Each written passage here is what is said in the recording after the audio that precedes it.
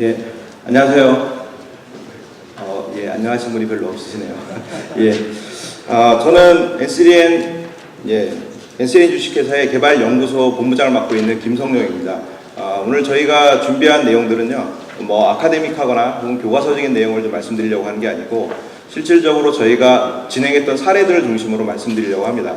그래서 어떻게 보면 핸드아웃으로 나가 있는 내용들은 실제 어떤 지식을 전달하는 차원이라기보다는 저희가 진행했던 과정들이 하나하나 소개되어 있다고 보시면 되시겠고요. 구체적인 내용들은 제가 지금 계속 발표를 하면서 어떤 상황으로 진행됐는지를 말씀드리도록 하겠습니다. 자, 그러면 제목을 먼저 보시면 흉내를 넘어 본질이라고 하는 제목을 붙여봤습니다. 아마 이 제목을 통해서도 여러분들이 조금은 좀 눈치를 채셨을 것 같습니다.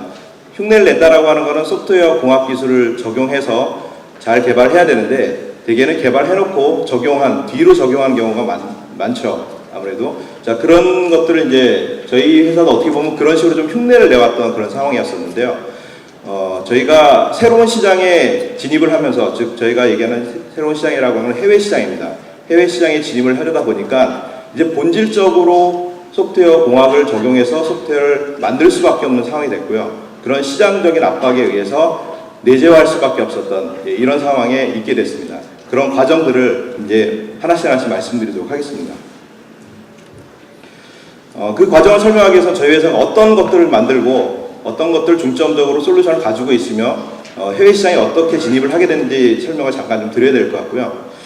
그리고 그 진입하는 과정에서 도전을 받게 된 상황들이 무엇이었고 그것을 극복하기 위한 기술 적용은 어떤 것들을 진행했고 초점에 어떤 것들을 두어서 성과를 얻어냈는지 이런 내용을 이제 설명드리려고 합니다.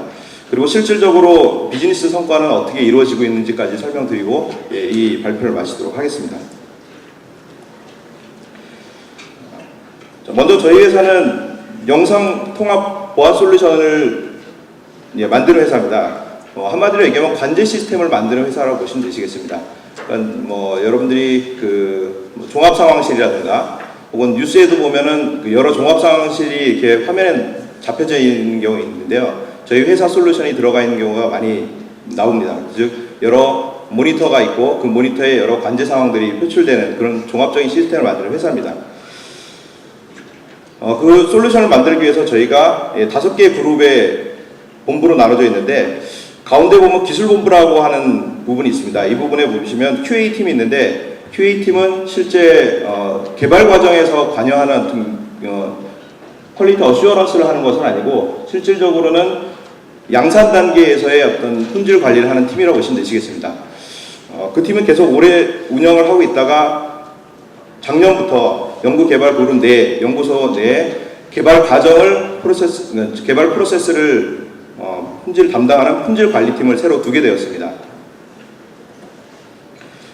저희 회사의 핵심 솔루션을 설명하기 위해서 핵심 기술을 먼저 좀 설명드리도록 하겠습니다.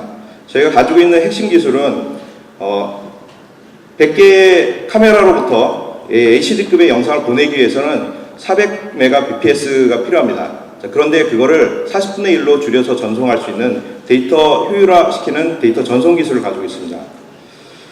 또 하나는 여러 이종의 데이터들을 통합적으로 제작하고 표출할 수 있는 기술들을 가지고 있습니다. 즉 저작 기능과 그것을 뷰잉하는 기술을 가지고 있다고 보시면 되시겠습니다. 그럼 이것을 어떻게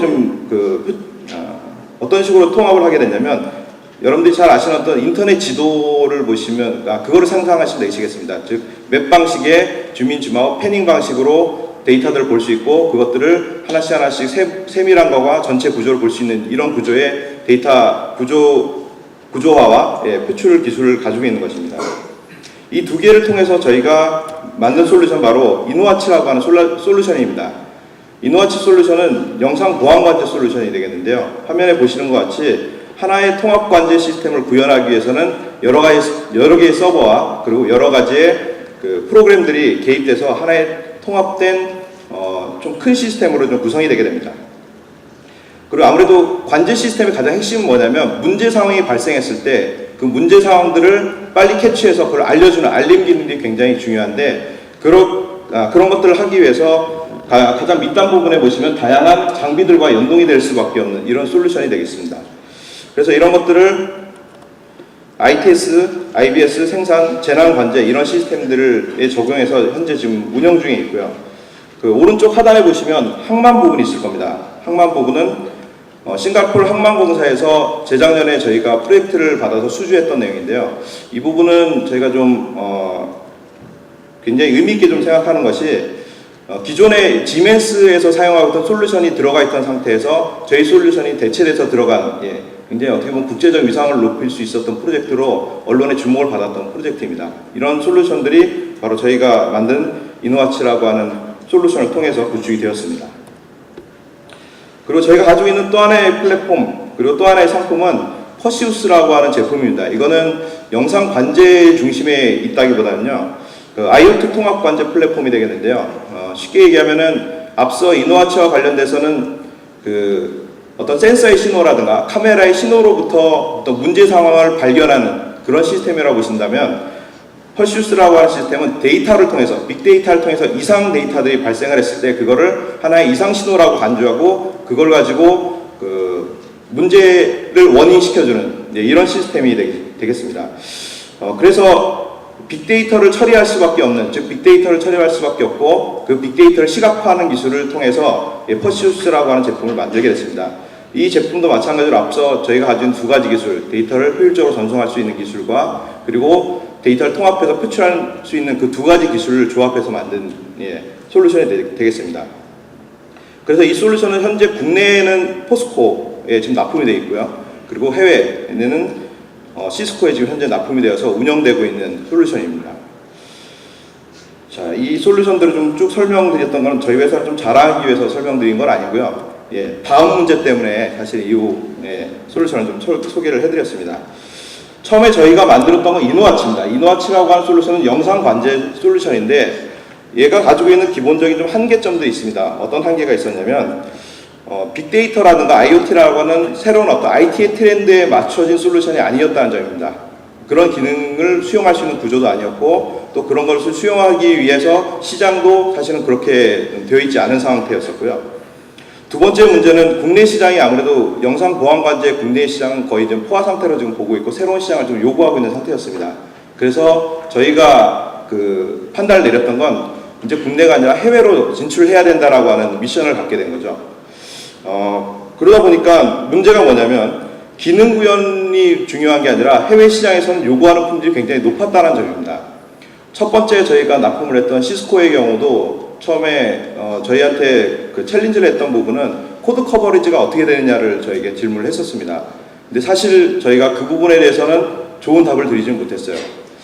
그런데 그 시스코에서 그래도 이제 그런 코드 커버리지나 어떤 품질 부분이 약간 미약하긴 하지만 그래서 저희 솔루션이 그 개념적으로 굉장히 좋다라고 판단이 돼서 수입을 하게 됐고요. 그래서 이제 시스코가 첫 번째 타겟이 돼서 들어가게 됐습니다. 대신 저희가 시스코에 맞는 어떤 솔루션으로 개조하기 위해서 굉장히 많은 고생을 했습니다. 저희 개발진들의 80%가 미국으로 넘어가서 한 3개월 동안 굉장히 고생하고 왔거든요. 지금 일부도 계속 넘어가서 지금 작업을 하고 있는 그런 상태입니다. 자, 지금 말씀드렸던 대로 퍼시우스로 넘어오는 과정에서 시장도 바뀌고 시장에서 요구하는 품질은 높아지고 그러다 보니까 저희가 기존에 해왔던 방식을 어쩔 수 없이 깨야 되는 그런 상황에 지금 다다르게 된 거죠. 자, 그래서 이슈를 분석했습니다. 이슈라고 하는 건 저희가 품질이라고 하는 상황을 개선하기 위해서 어떤 것들이 문제가 되는지를 찾기로 했습니다. 첫 번째는 문제가 저희가 이슈 관리를 안 했던 건 아닌데 문제가 발생하면 이슈 추적이 안 됐었습니다. 이슈 추적이 잘 안 됐었고 또 하나는 이거를 조직적으로 잘 관리하시는 관리 조직이 없다 보니까 어떻게 보면 시스템은 갖춰져 있는데 잘 관리가 안 되는 거죠. 그러니까 누구는 하고 누구는 안 하고 이런 상황이 발생을 했었던 거고 마지막으로는 코드에 대한 품질 관리가 잘 되지 않았었습니다. 그러니까 코드에 대한 품질 관리를 하기 위해서 어떤 정량적인 어떤 지표들이라든가 이런 것들이 나왔어야 되는데 그런 식으로 잘 관리가 되지 않았던 상태였습니다.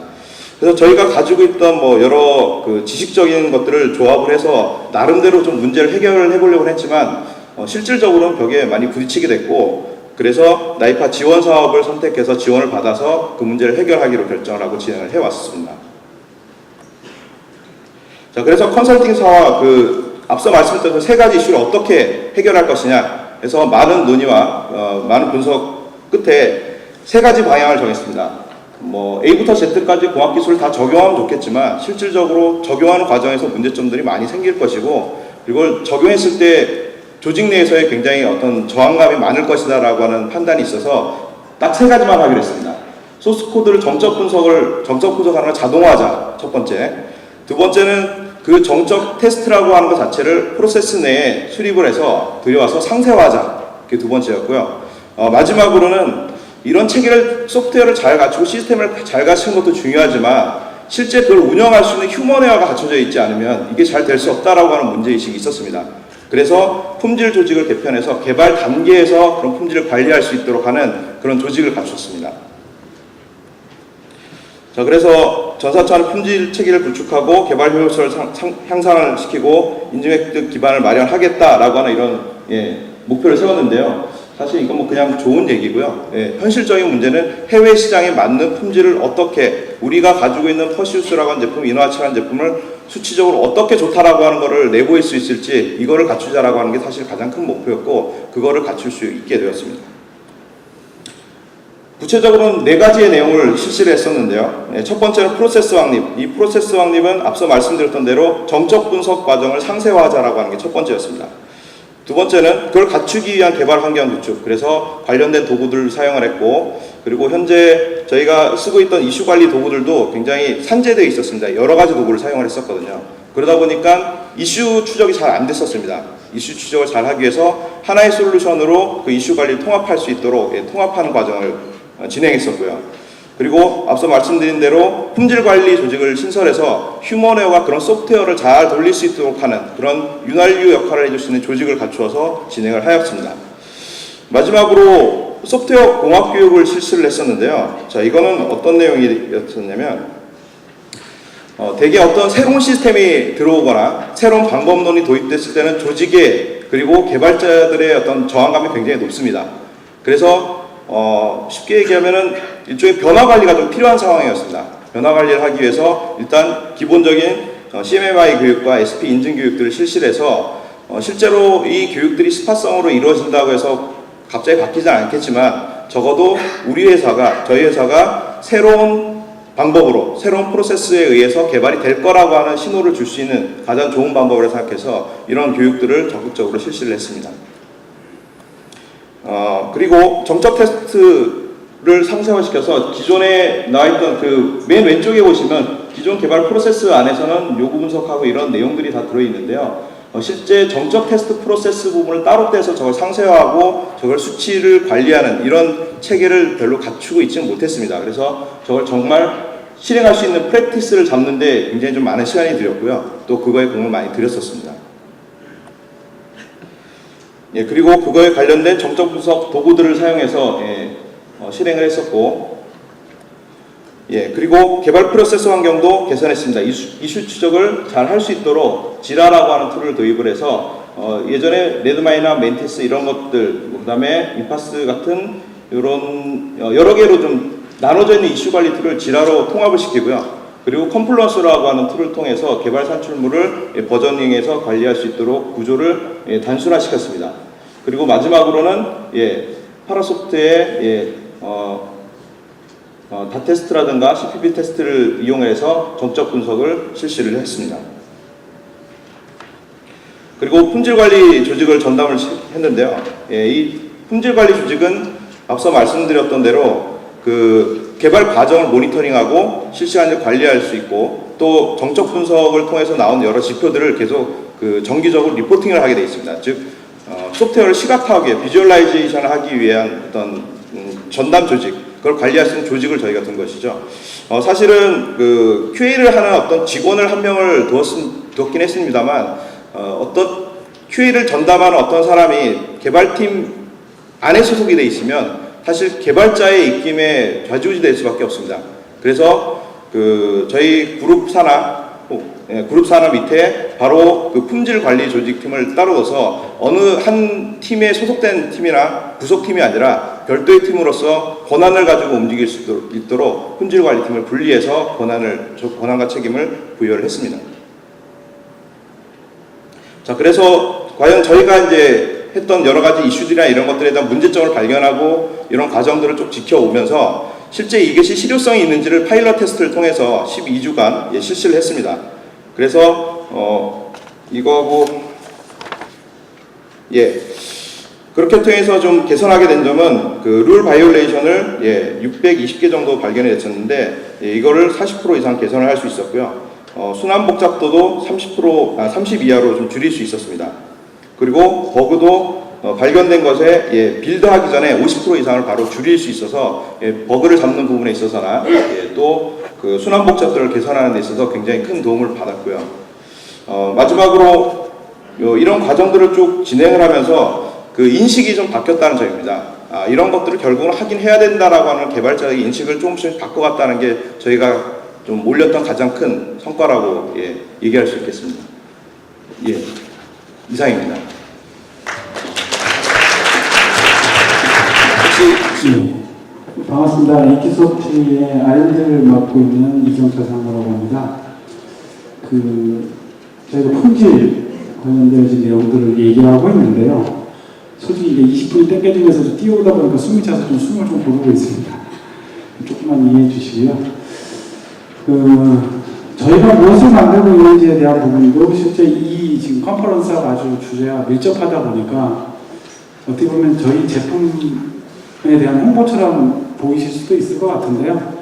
그런 내용이 아니고 저희가 이러한 솔루션을 만들면서 공학 도구나 방법론을 어떻게 적용해서 실제로 구현했는지에 대한 설명을 드릴 것이고 그걸 가지고 좀 이야기를 나누고 꼭 궁금하신 점이 있으시면 나중에 뒤에 나오셔서 저한테 질문 주시면 될 것 같습니다. 제목 그대로 고품질의 소프트웨어 공학 솔루션입니다. 저희가 만들고 있는 도구가 바로 소프트웨어 공학 솔루션이고요. 그래서 이제 공학 솔루션이다 보니까 품질하고 밀접한 관련을 가지게 되죠. 저희가 작년 말부터 시작해서 소프트웨어 공학 도구를 만들자라고 하는 취지하에 R&D가 뭉쳐서 만들기 시작했고요. 그때 어떠한 방법론을 가지고 어떠한 도구를 적용해서 쓸 것인가에 대한 고민들을 상당히 많이 했었습니다. 그래서 최소한 저희가 밖으로 나갔을 때 공학 도구를 만드는 사람들이 공학 도구를 안 썼습니다라고 얘기하면 참 어불성설이지 않습니까? 그래서 저희가 어떠한 방법론으로 어떠한 도구들을 이용해서 품질을 높이면서 솔루션을 구축할 것인가에 대한 고민들을 상당히 많이 하게 됐고요. 오늘 소개시켜드린 대로 전체 라이프 사이클의 대부분을 나름 그 공학 도구를 활용해서 구축을 했다라고 말씀드릴 수 있을 것 같습니다. 저희가 구축하고 있는 솔루션에 대한 소개하고요. 그 다음에 저희가 작년에 고민했던 내용들, 도대체 어떤 것들을 고민했고, 그걸 가지고 어떤 해결책들을 나름대로 세웠었는지에 대해 설명을 드리고, 그걸 통해서 저희가 얻게 된 품질적 성과에 대해서 간략하게 설명드리도록 하겠습니다. 네. 작년 중반기죠. 저희들이 어떤 부분을 만들어야 될까에 대한 고민을 했고, 아시는 분은 아시지만, 제가 알고 계신 분들 알 겁니다. 스타이웨이라고 하는 도구를 만든 사람 중에 한 사람이고요. 그 도구를 가지고 지금 한 7년 정도, 8년 정도 지내다 보니까 메인터넌스도 하지 않았고, 그 다음에 그냥 방치되어 있는 상태로 오픈소스로 많이들 쓰고 계신 분들이 많을 거라고 예상되어집니다. 그 도구를 활용해서 저희가 영업적인 부분이나 상업적으로 뭔가 한 건 없습니다. 근데 이제 그 스타리움이 실제 오픈되는 시점과 지금의 상황은 많이 다른 거죠.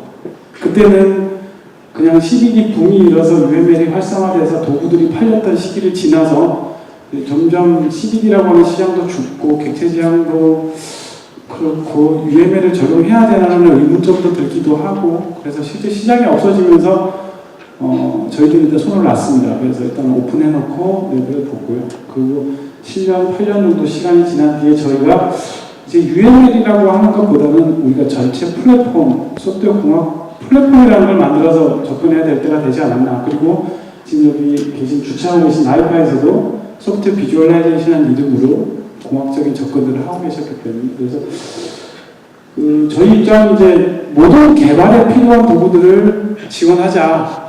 그러니까 기존의 스타일ML이 가지지 못했던 부분들을 좀 채워서 여러분들이 직접 지금 소프트웨어 개발을 하시거나 운영할 때 필요한 도구들을 만들자라고 하는 것이 취지였고요. 그러기 위해서는 좀 정보들이 관리되는 체계가 필요했고 어떻게 이것들을 가시화시킬 건가에 대한 고민들이 상당히 많았습니다.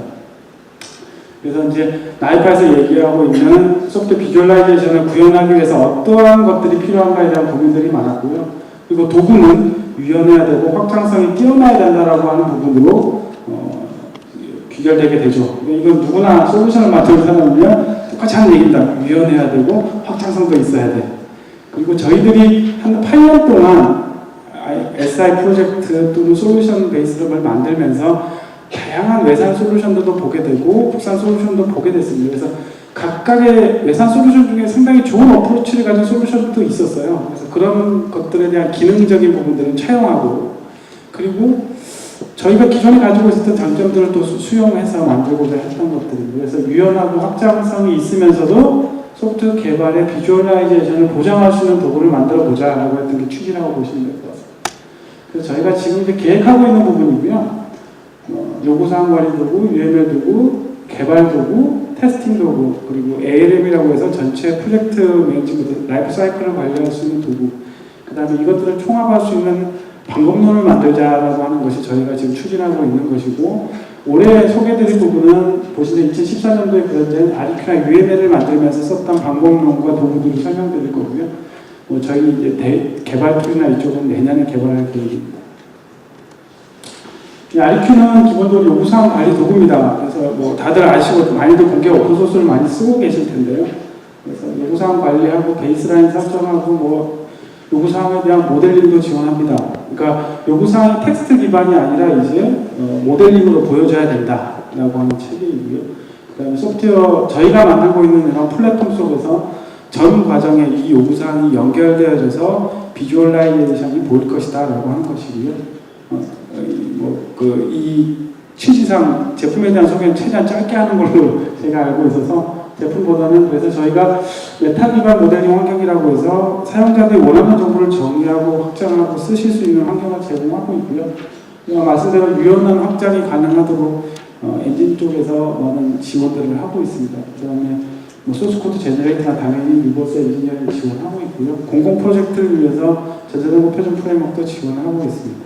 여기까지가 제품에 대한 설명이고요. 여기서부터가 이제 저희가 짧게 퀵하게 저희 제품에 대해서 넘어갔고요. 그다음에 실제 솔루션의 기능을 정리하면서 가장 어려웠습니다. 저희가 이제 8년 동안 UML이라고 하는 시장 또는 공학적인 시장에서 조금은 한 발 물러서서 도구를 만들기보다는 실제 도구를 사용하는 입장에서 조금 접근을 했었고 실제 저희 회사도 SI 프로젝트를 하면서 공학적인 접근을 얼마나 했느냐 따져보면 그리 많지 않은 수준에서 공학을 접근했던 것 같고요. 그래서 도구들을 많이 사용해 봤으면 도구의 기능을 정의하기가 아주 수월했을 텐데 실제는 저희도 그런 부분들이 조금 부족했던 부분들이 있었죠. 그래서 실제 솔루션에 대한 기본 기능들은 기존에 저희가 스타일맨을 만들면서 또는 관리하면서 나왔던 경험을 기반으로 한 기능들을 먼저 정리해보자라고 하는 것이었고요. 그 다음에 이제 저희가 하고자 했던 것이 뭐냐면 요구사항 중에 하나였습니다. 스타일맨이 왜 팀 작업이 어렵냐 였습니다. 스타일맨을 가지고 공동으로 모델링하는 것이 어렵다는 요구사항들이 상당히 많았어요. 그래서 공동 작업을 하기 위해서 리파지토리 또는 데이터베이스 기반의 어떤 팀 모델링이 팀으로 같이 함께 동시에 모델링할 수 있는 환경을 구축하는 것이 필요하다는 요구사항이 있어서 그렇게 귀결이 됐습니다. 그래서 저장소 기반으로 솔루션을 구축해야겠다. 그래서 거기에 필요한 기능들을 좀 나열해보자 라고 하는 거예요. 거기서 나왔던 것들이 예를 들면 이제 락이라든지 언락, 원락의 커밋, 업데이트, 기존의 SVA나 CVS를 가지고 있었던 어떤 메커니즘들을 좀 활용하는 측면도 일반 처음 사용하시는 분들에게는 조금 생소하지 않게 좀 쉽게 받아들일 수 있지 않겠나라고 생각하게 됐고요. 그러한 기능들이 실제 저장소와 관련돼서 기능들이 정의되어졌다라고 보시면 될 것 같습니다. 그래서 그다음에 제일 이제 문제는 이거였습니다. 사용자 편의 기능 또는 시장에서 요구하는 기능이 무엇일까? 그리고 우리는 무엇부터 개발해야 될까라고 하는 것이 가장 화두였고요. 그래서 기존에 저희가 개발했던 스타일을 만들 때 저희가 솔루션을 만들 때 썼던 방식은 그냥 요구사항을 쭉 나열해 놓고 그냥 하나씩 구현하자라는 방식이었고 어떠한 마일스톤이나 어떤 그런 방식으로 실제는 구현하지 않았습니다. 그래서 그러다 보니까 좀 생기는 문제들도 있었고요. 그리고 이제 고객들에게 보여지는 모습들이 일관적이지 않고 일정이나 이런 것들이 이제 들쭉날쭉한 부분들이 실제로 있었죠. 그래서 사용자 요구사항을 수시로, 그리고 이제 저희가 이제 스타일을 기반으로 바깥에 이제 뭐 연결되거나 또는 아시는 분들을 통해서 요구사항을 받기 시작했습니다. 그래서 좀 저희가 세웠던 기준은 뭐냐면 사용자 요구사항을 수시로 받아서 구현이라고 하는 우선순위를 어느 시점에서는 재정의하고 관리할 필요가 있겠다라는 생각을 하게 됐습니다. 그 다음에 좀 이건 뭐 상투적인 이야기겠지만 소프트웨어도 품질을 좀 향상시킬 필요가 있겠다. 테스팅도 좀 체계적으로 해야 되겠다. 이제 저희도 마찬가지죠. GS 인증이라고 하는 인증을 빼고 나면 저희가 과연 무엇을 체계적으로 테스팅해봤나라는 생각도 솔직히 듭니다. 예. 그래서 저희가 이번에 테스팅을 할 때는 조금 더 세밀하게 좀 안정적으로 품질을 유지하기 위해서 테스팅도 조금 고민해야겠다라는 생각을 하게 됐고요.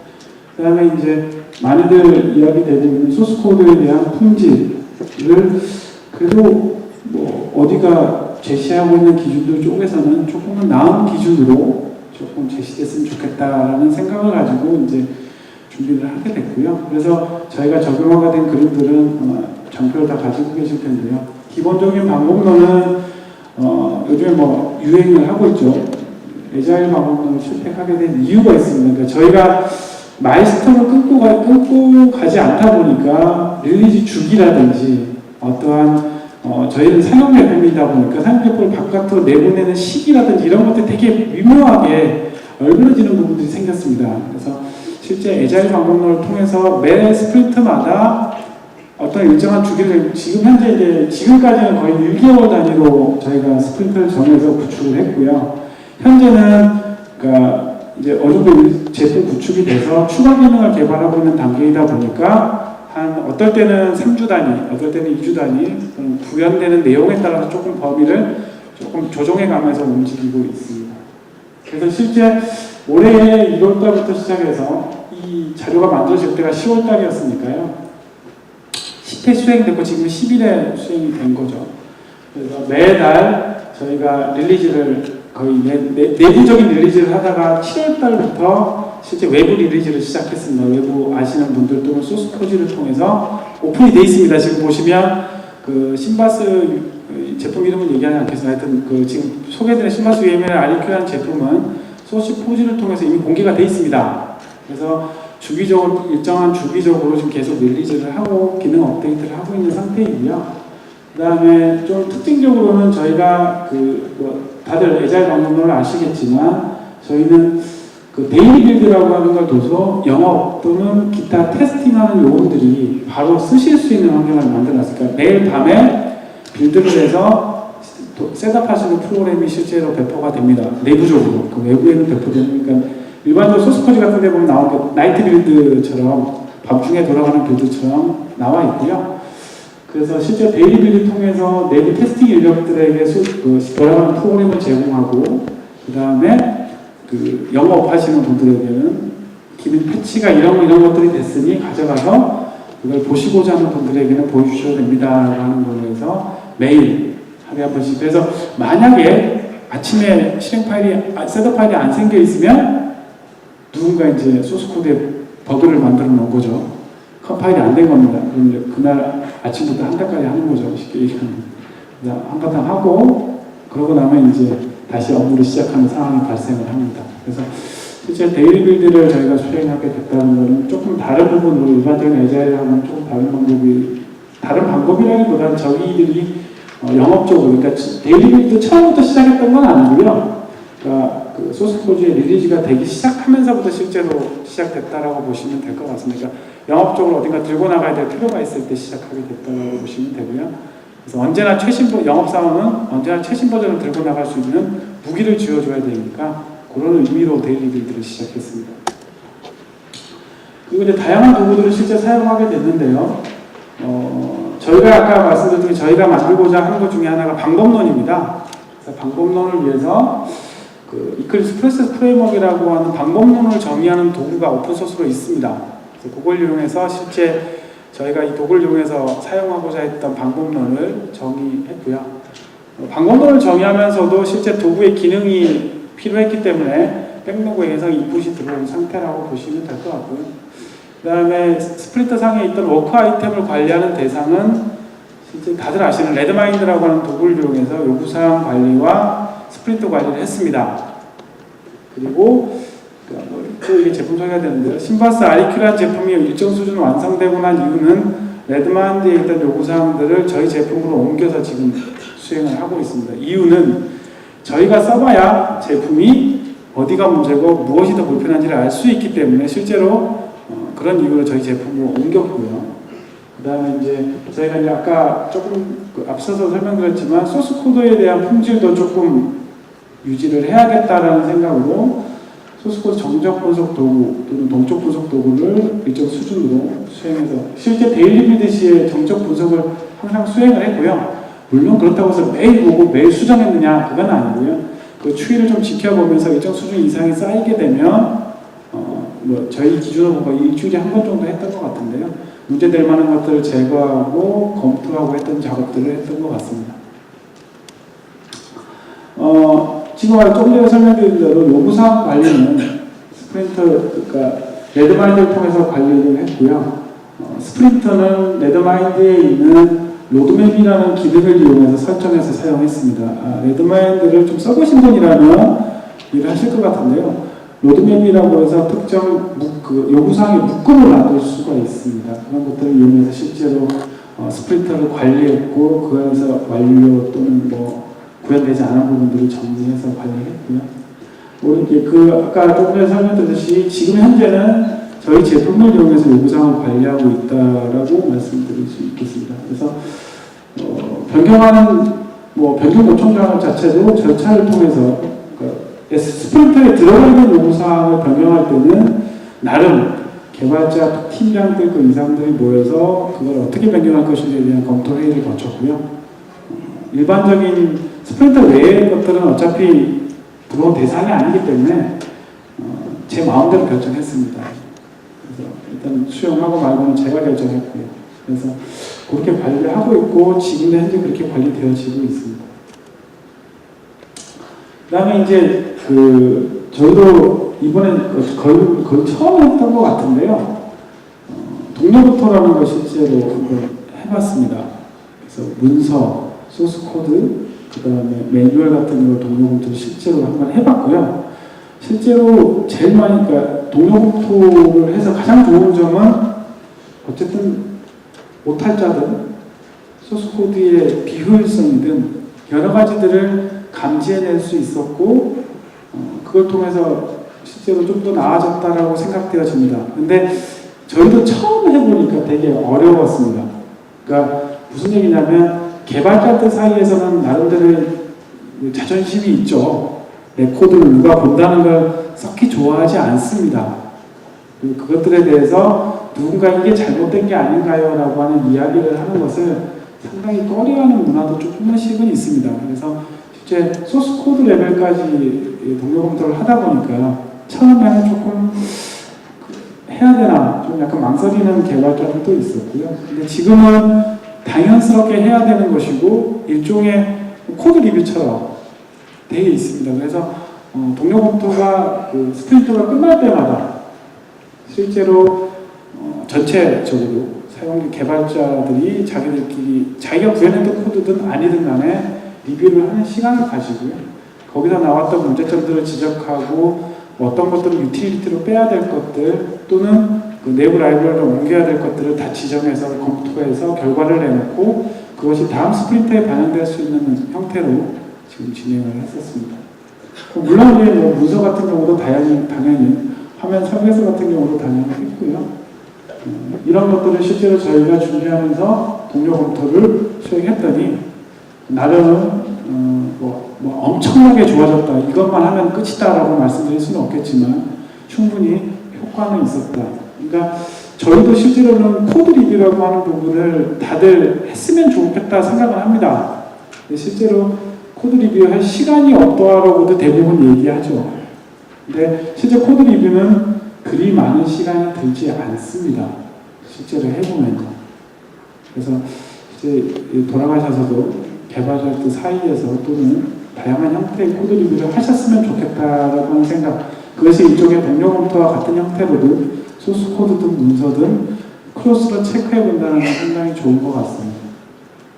저희는 그 스프린트마다 예를 들면 하루 정도는 동료 검토에, 그러니까 스프린트 마지막 날은 동료 검토의 날처럼 만들어서 그날은 개발보다는 검토하는 시간으로 주고 가지고 검토한 결과를 가지고 저녁 오후 한 4시, 5시 되면 회의하고 그 결과를 가지고 회의해서 반영할 거 그날 반영해서 뭐 소스코드상에서 이거는 유틸리티로 빼서 같이 썼으면 좋겠다라고 싶은 것들은 다 같이 옮겨놓고 그날 마무리하는 일정으로 해서 했고요.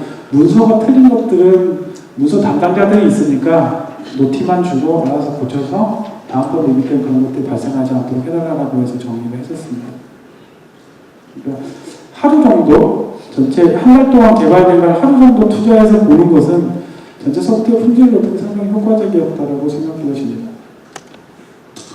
네, 그리고 이제 모델링적으로 저희는 그 애자일 방법론임에도 불구하고 모델링 툴을 이용해서 실제로 소프트웨어에 대한 아키텍처부터 설계를 했습니다. 그러니까 물론 이제 모든 개발자가 설계했느냐 그건 아니고요. 설계는 그 팀장들 레벨에서 설계를 했고 그 밑에 직원들에게는 설계된 걸 구현하는 쪽으로 실제 내려줬고요. 저희 입장에서는 실제로는 큰 디테일한 설계보다는 아키텍처 설계가 어떤 기능이 들어가면서 아키텍처가 변경되거나 할 때 실제 많은 변화를 주게 됐고요. 그래서 이걸 활용하는 것도 그 애자일 방법론과 UML 또는 산출물과 가깝지 않다라고 생각하시지만 저희가 해본 거로는 어떤 것들을 만드냐에 틀리겠지만 솔루션을 만드시거나 또는 어떤 좀 약간은 그 아키텍처가 중요한 또는 무언가 설계가 중요한 시스템이라면 애자일 방법론을 쓰시더라도 당연히 설계를 해야 되고 그에 대한 산출물을 만드는 것은 꼭 필요하다고 생각되어집니다. 그리고 참고로 저희가 이런 도구를 만들면서 설계를 하지 않으면 다른 분들이 좀 많이 웃으시겠죠. 니들이 도구 만들면서 도구를 쓰지 않았냐라고 웃으실 것처럼 그래서 저희도 조금 도구에 대한 부분을 활용해서 설계를 했다라고 말씀드릴 수 있고요. 그리고 보시는 대로 문서뿐만 아니라 실제로는 그 소스코드 품질을 위해서 크게 3가지 형태의 결함을 체크할 수 있는 도구를 활용했었고요. MSIQ CPP 스타일이라고 하는 것은 저희가 썼던 목적은 코딩 표준, 저희가 실제로 저희가 만들고 있는 제품이 C++로 만들어졌습니다. 그리고 환경은 Qt라고 하는 개발 환경을 이용해서 개발되어져 있습니다. 그러다 보니까 Qt를 지원하는 많이 없어요. C++를 지원하는, 자바에 비하면 C++를 지원하는 것이 좀 작습니다. 그래서 일단은 C++에 대한 그 코딩 스타일을 일단 맞추는 작업을 위해서 CPP 스타일을 쓰게 됐고요. 그리고 뭐 잠재적 결함을 체크해내야 될 CPP 체크, 소스의 복잡도나 복잡도를 체크하기 위해서 소스 모니터라는 걸 이용해서 수치를 데일리로 뽑아보고 그걸 가지고 아까 말씀드렸지만 일주일에 한 번 정도 이렇게 모여서 이 수치가 나온 것이 맞는지 그리고 그 수치가 합당한 것인지에 대한 논의를 통해서 수정해야 될 것들은 그 주에 수정을 하든지 아니면 남겨뒀다가 뭐 일정이라는 게 있으니까요.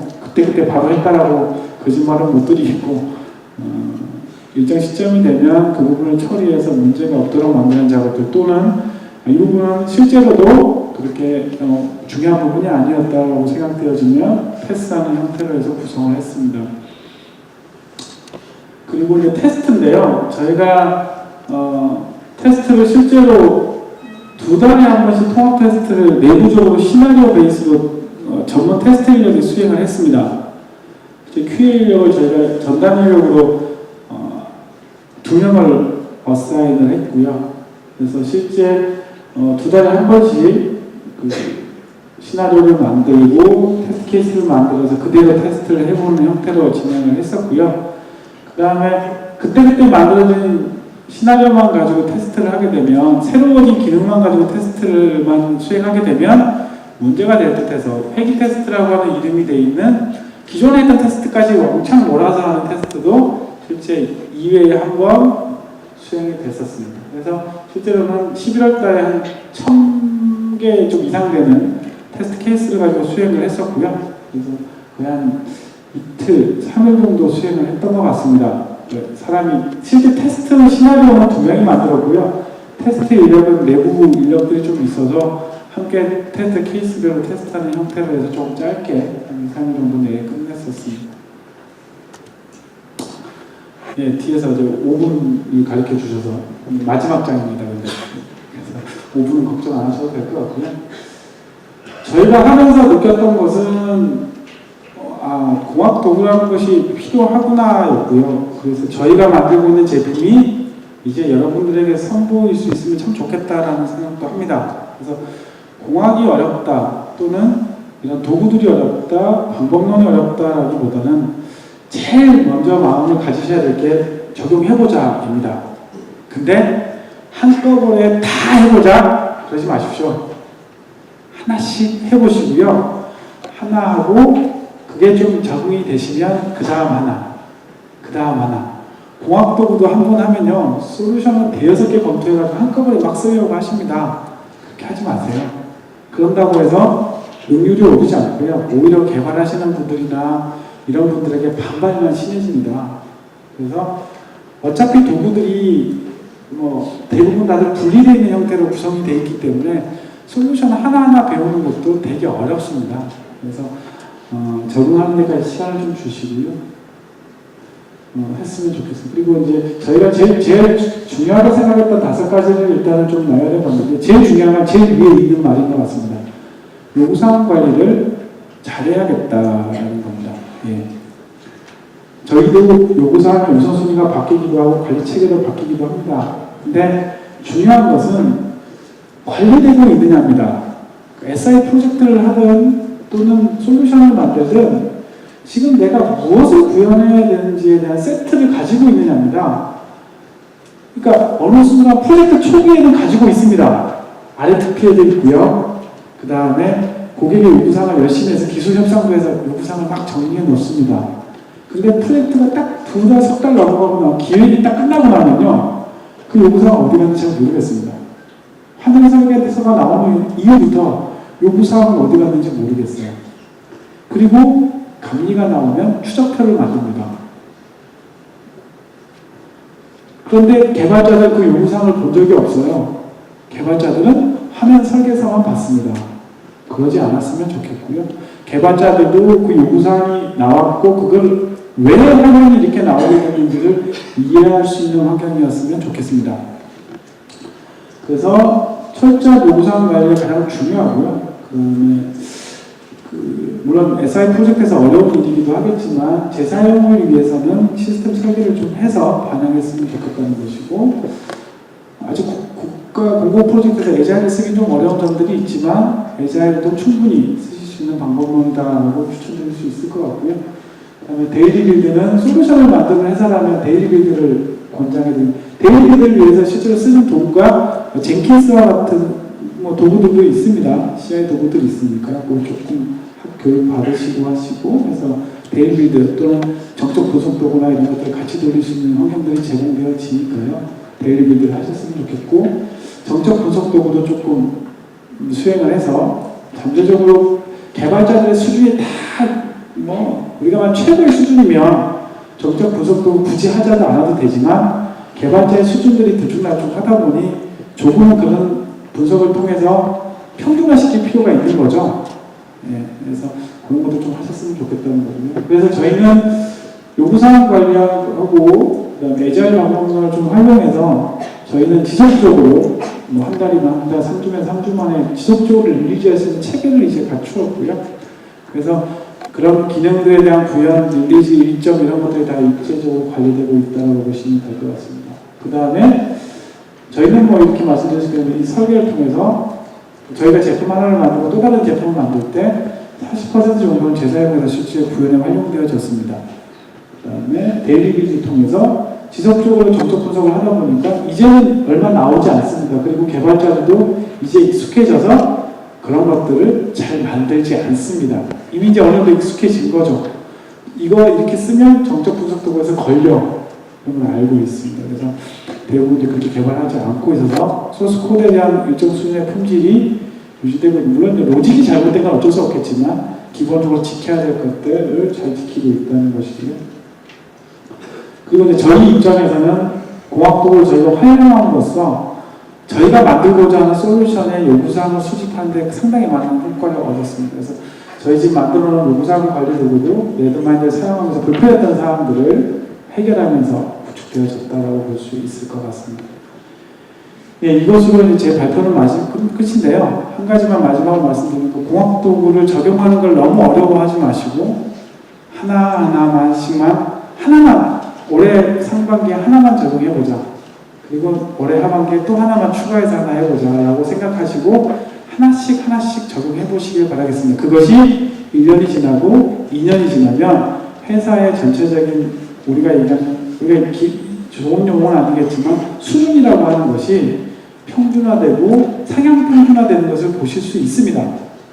그래서 공학이라고 하는 것이 그냥 마냥 어려운 걸로만 생각하지 마시고, 제가 알기로는 나이파에서 여러 가지 그런 교육이나 지원 사업들을 하고 있는 걸로 알고 있는데요. 그런 걸 잘 들으셔서 공학적으로 접근하시는데 어려움이 없었으면 좋겠고, 내년에는 저희 나름대로는 저희 도구를 활용해서 공학적으로 아주 좋은 사례가 있어서 발표할 수 있었으면 좋겠다는 생각도 가집니다. 네, 이것으로 저희 발표는 마치도록 하겠습니다. 감사합니다. 예, 반갑습니다. 잠깐 중간에 브레이크 타임이 있을 줄 알고 마음의 준비를 안 하고 있다가 갑자기 불려 나온 느낌이네요. 예. 저는 IT스타의 김양학 부장이라고 하고 소개받았듯이, 저희가 처음에 발표 내용은 IT스타의 품질 관리 체계라는 이름으로 이름을 지었었습니다. 근데 다른 트랙에 이제 제목들을 보니까 이러면 안 되겠다 싶어서 이름을 좀 바꾸었습니다. 저희가 2014년도에 TMMI라는 그 인증을 수료했고, 그 인증을 받는 기간 동안에 리스크 기반 테스팅이라는 방법론을 통해서 소프트웨어 품질 관리 체계를 구축한 사례를 발표하는 걸로 제목을 좀 바꾸었습니다. 타이틀을. 제 소개를 간단히 드리면은, 저는 IT스타에 2000년부터 입사해서 사원으로 입사해서 지금까지 근무를 하였고, 현대자동차의 SI 프로젝트를 다수 수행하였습니다. 근래에는 그 공공 쪽의 프로젝트를 수행한 경험이 있고, 지금 현재 최근 현황으로는 그 통계적 공정관리 기법을 프로젝트를 수행한 이력이 있습니다. 요번 그 발표를 하면서 저희가 총무팀에 물어보니까 이 관련된 그 시상식에 몇 번 자료를 냈다가 탈락한 사례가 있더라고요. 그러면서 이번에 어떻게 해서 우리가 그 선정이 되었을까 생각해 봤을 때, 저희가 이런 테스팅에 대한 방법론 프로세스를 갖추고 있다는 것이 수상할 수 있는 그런 기회가 되지 않았나 생각됩니다. 발표 순서는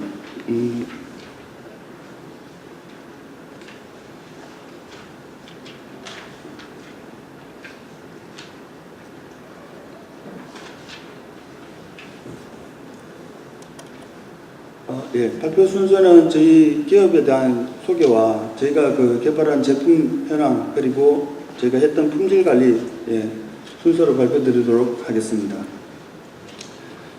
저희 일반적인 저희 기업 현황으로서 대표이사님은 윤성호 대표이고, 저희는 제 말투에서 아시다시피 울산에 소재하고 있는 기업입니다. 그리고 임직원은 지금 직원까지 포함해서 28명 정도로 울산에 있는 그 조그만 중소기업이라고 할 수 있습니다. 2014년도에 주요 저희가 받은 수상 내역을 보시면 알겠지만, 저희가 그 TMMI 테스팅 방법론에 대한 인정을 받았고, 저희가 자랑하기로 국내에서는 세 번째이고 중소기업으로선 최초로 받은 인정입니다. 그리고 저희가 주로 거래하는 현재 자동차의 IT 기업인 오토앱을 통해서 5스타 기업으로 협력사로서 선정되었습니다. 그리고 울산에 있는 벤처기업 중에 유망한 기업이라고 할 수 있는 그런 기업에게 수여하는 글로벌 스타벤처 기업으로서 선정되었습니다. 협력사에서 보시면 아시겠지만 대부분이 저희 자동차나 조선 분야의 협력사들입니다. 그리고 저희가 하는 사업 영역은 자동차나 조선 그리고 물류 분야입니다. 저희가 SI 프로젝트나 SM 그리고 아웃소싱 그 SM 영역까지 주요 사업 영역이 되겠습니다. 저희 조직은 그 대표이사님 이하에 일반 마케팅 부서와 그리고 개발 부서 그리고 연구소 컨설팅 조직으로 되어 있습니다. 그리고 지역 그 기업과 파트너십으로 하드웨어 분야나 IT 컨설팅 분야 그리고 인력 풀을 위해서 5개의 기업과 컨소시엄하고 있습니다. 그리고 울산에 소재 있는 3개의 대학교와 지금 협력사와 협력 가족 회사로 등록되어 있는 상태입니다. 저희가 개발한 그 솔루션들 서비스 형태입니다. 이름은 아비즈라고 읽고 A에서 Z까지 모든 비즈니스를 통합할 수 있는 그런 서비스 체계를 구축하였다고 얘기할 수 있겠습니다. 91년도부터 저희는 사업을 수행하였고 그 자동차 분야의 물류 협력사 쪽 물류 분야의 솔루션을 가지고 있고 자동차에 특화된 그 직서열이라는 지스 납품 체계와 그리고 조선 분야의 BPM 솔루션 그리고 RFID 기반의 WMS 그리고 ERP 서비스까지 해서 2012년도에 완성을 하였습니다. 저희가 서비스하는 분야는 주로 그 ASP 방식으로 외부로 개발되어 있는 그런 시스템입니다. 그래서 저희가 그 SM까지 주로 서비스 협력사들에게 서비스를 하고 있습니다. 주요 사업 분야에는 솔루션 저희가 판매하는 것이 거의 60% 정도 되고 SI 사업, SI 프로젝트 하는 것이 15% 정도 그리고 공공사업이 5% 정도를 차지하고 있습니다. 그리고 다른 각종 시스템 구축이 하는 부분이 20% 정도의 사업 영역이 되겠습니다.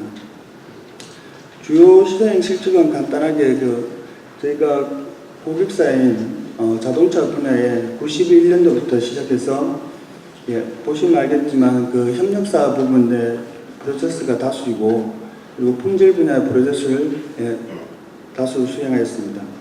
그리고 지금 2012년도에서 2014년도도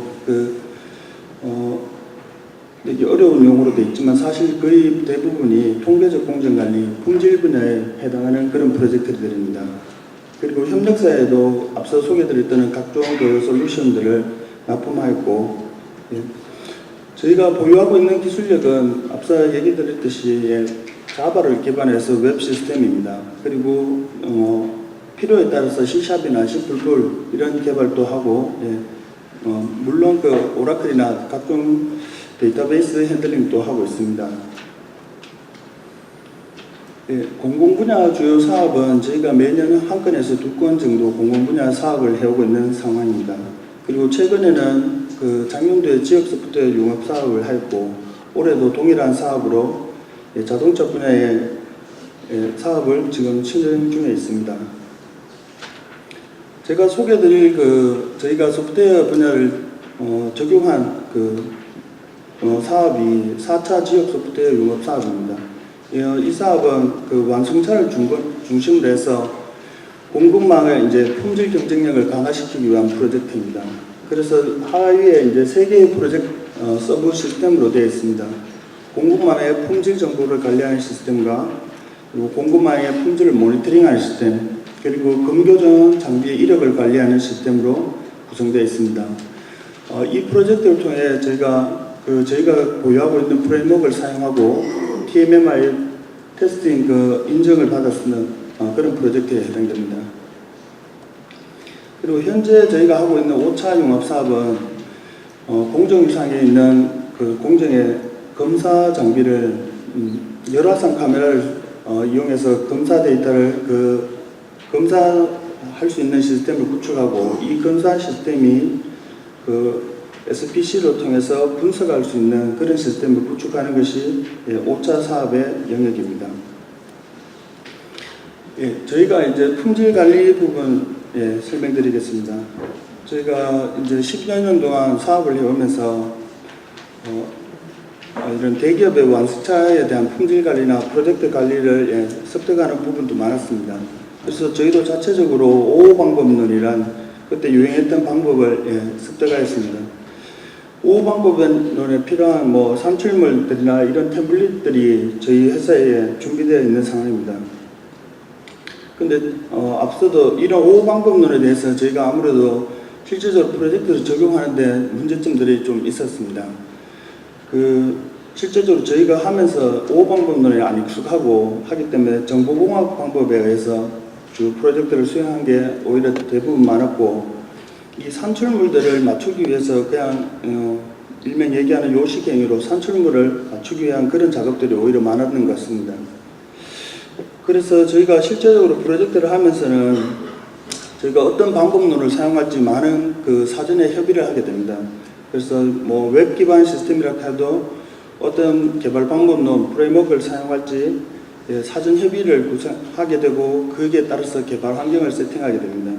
그리고 마지막으로 수행했던 저희가 방법론을 취해서 보통 개발을 진행하게 되는데, 개발부터 그 이후에 일어나는 배포까지 행위는 동일합니다.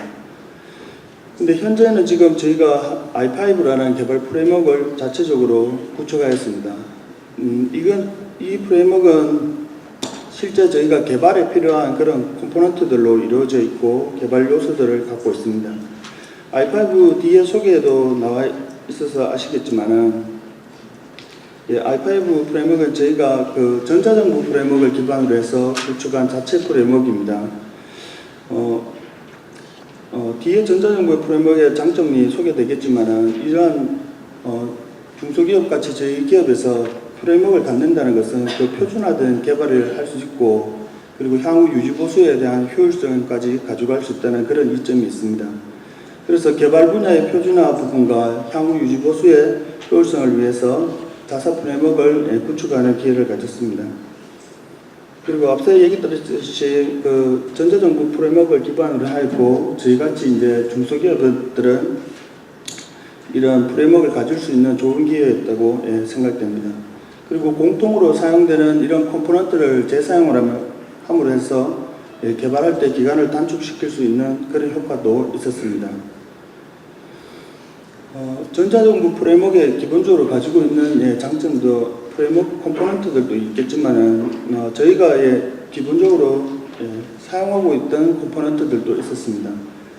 아이바티스는 아시는 분은 아시겠지만 시스템을 개발할 때 UI나 비즈니스 로직 그리고 데이터 핸들링하는 부분에 있을 수 있습니다. 그 중에서 데이터베이스 핸들링하는 쪽의 프레임워크로 하이버네이트와 지금 비교가 있는데, 어떤 이 기술을 습득할 수 있는 습득하는 기간은 짧고 대신 SQL에 대한 지식을 조금 많이 요구하는 그런 프레임워크입니다.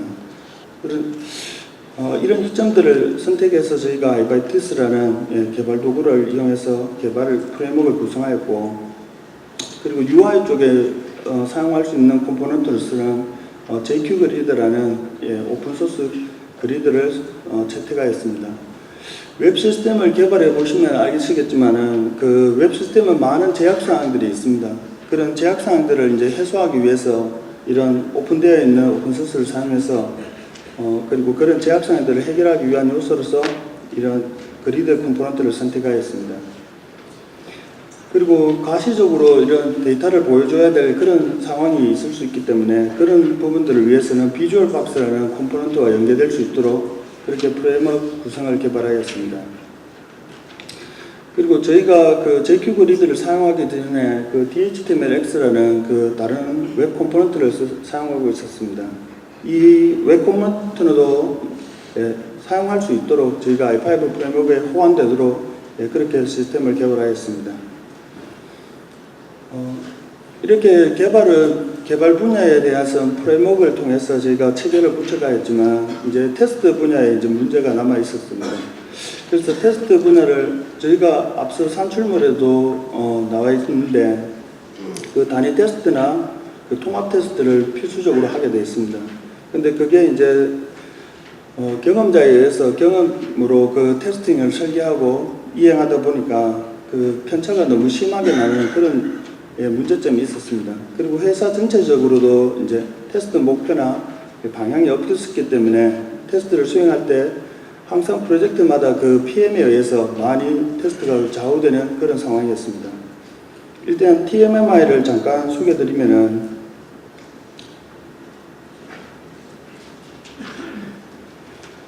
저희가 지금 인정을 받은 TMMI 레벨은 레벨 2이고 TMMI 레벨 2는 여기 나와 있듯이 프로젝트 지향적이고 인도 시간 단축을 목표로 하고 있습니다. 저희가 프로젝트를 하다 보면 언제나 그 시간이 부족하다고 얘기가 됩니다.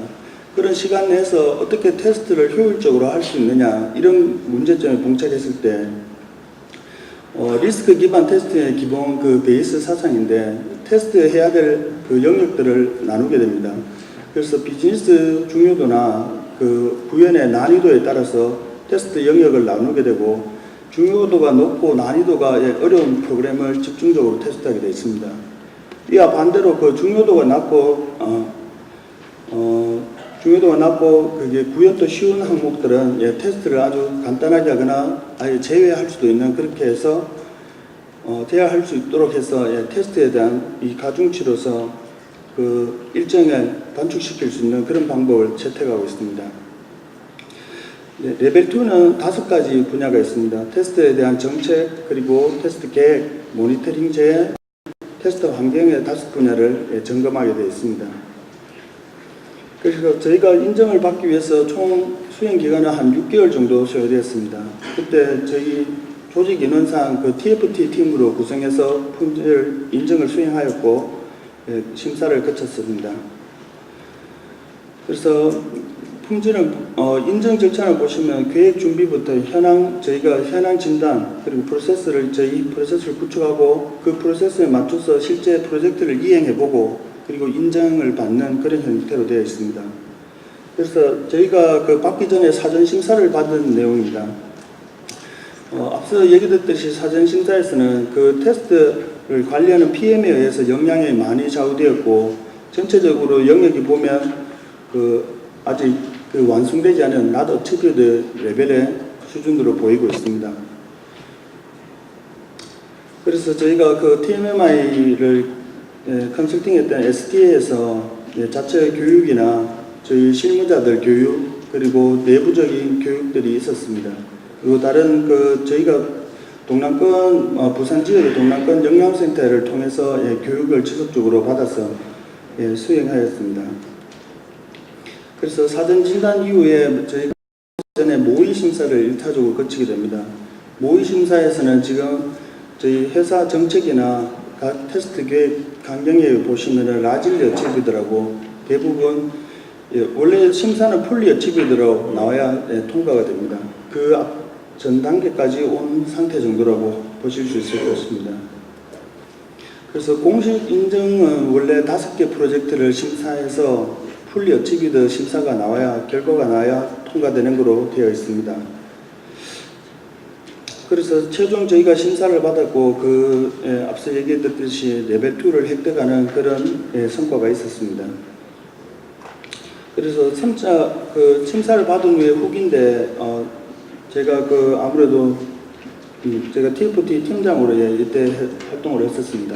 그래서 결과 때문에 많이 가슴 졸이고 고민을 했었는데 다행히 풀리 어치비드로 판정을 받았었습니다. 그리고 각 참여했던 팀원들도 인터뷰에서 보시면 아시듯이 이런 같이 팀워크 작업이나 프로세스를 정립하면 해가지고 어떤 기적이 만족감이나 재미도 느끼고 자기가 하는 일이 무슨 일인지 이런 걸 느낄 수 있는 기회가 되었던 것 같습니다.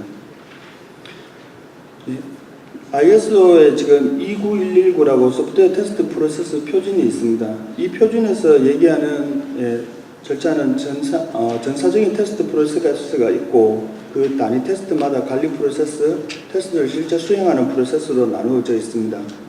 그래서 저희가 컨설팅을 받아서 수행한 저희 회사 내부 프로세스는 아래 모습과 같습니다.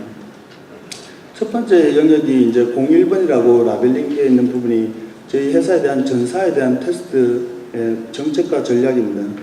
저희 회사는 어떤 제품을 만드는 게 목표로 되어 있고 어떤 기준에 의해서 그리고 방법론을 앞서 소개드린 리스크 방법론에 의해서 테스트를 수행한다. 이런 것들이 저희 회사의 정책과 전략입니다. 그리고 박스 안에 들어있는 부분들은 그 프로젝트를 수행할 때마다 하게 되는 행위들입니다. 앞서 프로젝트를 수행하게 되시면 총괄 테스트 계획서를 작성하게 되어 있습니다. 총괄 테스트 계획서에는 우리가 어떤 품질 목표까지 테스트를 수행할지 목표를 설정하게 되어 있습니다. 그리고 이 계획서를 작성하기 위한 필요 요소로 각각의 그 리스크를 분석하게 되어 있습니다. 요구사항을 앞서 기반으로 하고 각종 그 산출물이랑 자료들을 베이스로 해서 리스크를 분석하게 되고 그 각 리스크의 테스트를 수행하는 데 필요한 공수도 산정하게 됩니다. 그리고 그 단계에서 저희가 테스팅을 위한 환경까지 같이 준비하게 되어 있습니다.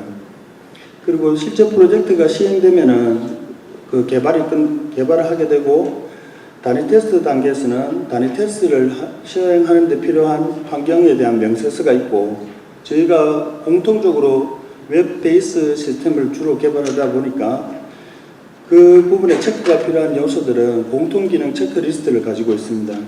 그리고 실제 테스트 설계의 명세를 설계하게 되고 이때는 설계 기법 중요 용역에 대해서는 테스트 설계 기법을 이용하여서 설계를 하게 되어 있습니다.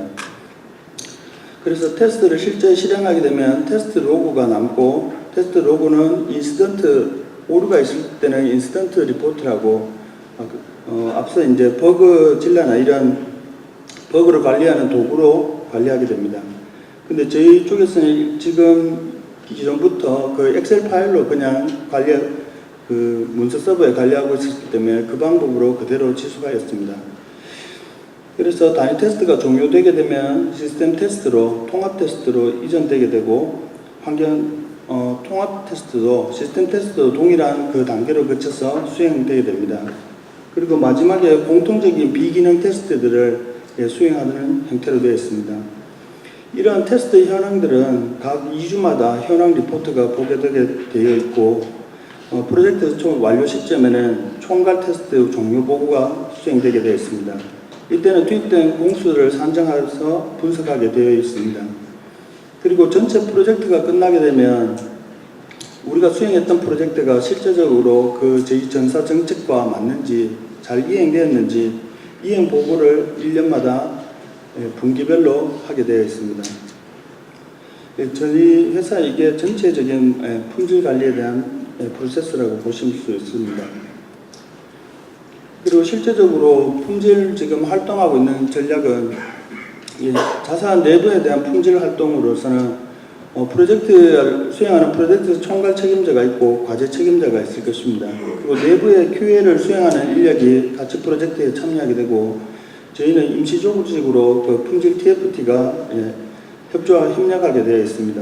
그리고 품질 TFT 조직은 착수 시점에 이제 가이드를 지원하게 되고 품질 보증 활동으로서 형상 관리나 각종 위험 이슈를 관리하게 되어 있습니다. 그리고 저희가 수행하는 품질 관리 전략으로서는 일단 저희는 상시 조직을 가질 수 없기 때문에 품질 관리를 TFT 조직 형태로 구성하여 관리하고 있습니다. 그리고 자사의 품질 프로세스 전체 전사 전략에 맞도록 품질 관리 활동을 수행하고 있습니다. 그리고 내부 QA 담당자를 통해서 이행이 제대로 되고 있는지 지속적으로 모니터링하고 있습니다. 그리고 저희가 보유하고 있지 않는 이 성능 도구나 이런 도구들은 외부에 있는 영양센터를 활용하고 있습니다. 그리고 주기적으로 품질에 대한 교육을 시키고 있고 신규 인력이 채용 시에도 역시 동일하게 품질에 대한 교육을 시키고 있습니다. 앞서 인시던트 관리하기 위해서 버그를 관리하기 위해서 저희가 이제 도구로 저희가 심사받는 시점에서도 도구를 도입하는 게 어떻겠냐고 제의를 받았었는데 아무래도 직원들에게 이제 보급이나 이런 부분들이 문제가 있을 것 같아서 일단 기존에 하던 엑셀 방식을 고수하였습니다. 근데 지금 지금 또 그 버그를 관리하기 위해서 네, 도구를 지금은 도입해야 되겠다고 고려하고 있는 시점입니다. 그래서 저희가 이제 선정한 도구는 그 오픈소스의 오테스트 매니저라고 테스트 케이스 관리부터 결함 관리까지 할 수 있는 도구가 있습니다. 그래서 단순히 도구 결함만 관리하는 것이 아니고 테스트 케이스부터 관리할 수 있는 그런 도구를 지금 테스트 적용을 계획하고 있는 상황입니다. 그리고 뭐 이건 오테스트 매니저의 장점이라서 넘어가도록 하겠습니다. 그래서 지금까지 얘기 드린 내용은 제가 IT스타 저희 회사의 향후 미래라고 그려봤는데 저희가 앞서 제 첫 장에 보여드렸던 그런 바인드로 되어 있는 그런 산출물 문서 체계가 있고 방법론적으로 실제 그 개발하면서 필요한 그 프레임워크는 i5라는 자사 프레임워크를 확보한 상태입니다. 그리고 테스트에 필요한 영역들은 그 인증을 통해서 그렇게 프로세스나 절차를 확립하였고, 그리고 버그나 이런 관리를 위해서 테스트 매니저를 도입을 고려하고 있는 상태입니다. 그래서 향후 기대하는 효과로서는 이런 저희 체계에 따라서 저희가 이제 양산하는 이런 각종 솔루션들이 유지 보수에 들어가는 비용은 효과적으로 감소되고 고객사에 줄 수 있는 신뢰성은 더 높아질 거라고 생각하고 있습니다. 이상 발표를 마치도록 하겠습니다. 오늘 장시간 들으시느라고 피곤하시고 수고 많으시죠. 오늘 마지막 강연은 상당히 좀 쉽고 재미있는 스토리로 꾸며봤습니다. 먼저 소프트웨어 품질 향상 마인드라는 것에 대해 소개를 좀 드리면요. 그 품질 열전이라는 부제가 붙어 있는데 우리 20세기의 소프트웨어뿐만 아니라 여러 가지 그 품질 관련되어 있는 대가들이 있습니다. 이분들이 만들어내온 기법들이 제조공정이 처음에는 많이 활용되다가 소프트웨어 쪽에도 많이 지금 적용이 돼서 또 활용되고 있는 기법들이 되겠고요. 이거에 대해서 오늘 강연 주제로 잡았습니다. 그 대가들은 이런 순서로 진행이 될 거고요. 먼저 그 전에 제가 속해져 있는 밸류원 컨설팅에 대해서 간단히 설명을 드리도록 하겠습니다. 밸류원 컨설팅은 IT 컨설팅 서비스하고 그다음에 리서치 서비스, 비즈니스 컨설팅 서비스 이렇게 세 가지 규모 분야로 컨설팅 업무를 진행하고 있는데요. 제가 맡은 부분은 이제 IT 컨설팅 서비스가 되겠습니다. IT 컨설팅 서비스에서 주로 하는 주요 프로젝트가 제일 위에 보시면은 소프트웨어 경쟁력 강화를 위한 소프트웨어 정적 분석 및 표준 프로세스 체계 수립. 요번에 장관상을 받은 N3N을 우리 밸류원 컨설팅에서 컨설팅을 했습니다.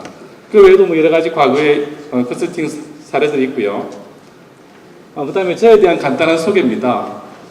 저는 SK CNC에서 신입사원 때부터 20년 이상 상당히 오랫동안 근무를 하고요. 작년에 밸류원 컨설팅으로 이직을 했습니다. 제가 현재 맡아져 있는 현재 상황을 보면은 그 이사카 코리아, 우리 시사자격증을 주는 협회입니다. 이사카 코리아의 부회장으로 있고요.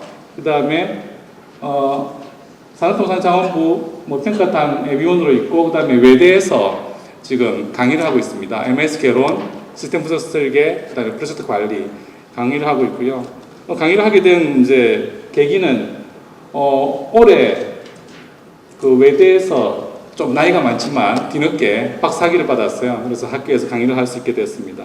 그 다음에 자격증으로는 이제 PMP, 시사, 그 다음에 세발3 시험 모듈에 대한 컨설팅 자격증을 갖고 있습니다.